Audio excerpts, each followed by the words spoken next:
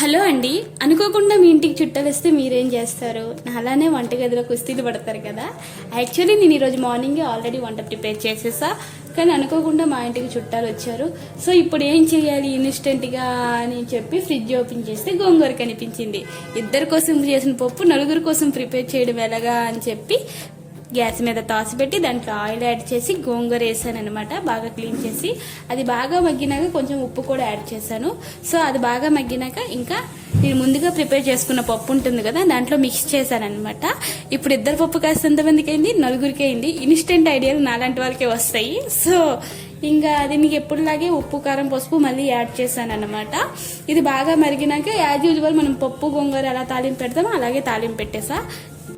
Seriously నేను పప్పు గోంగూర వండినా సరే ఇంత టేస్టీగా రాదండి, అంత టేస్టీగా ఉంది. వచ్చిన వాళ్ళు కూడా సూపర్ ఉంది అని కామెంట్ చేశారు. మీరు కూడా ఇలా ట్రై చేయండి, ఎలా ఉందో నాకు కామెంట్ చేయండి. అంతే వీడియో.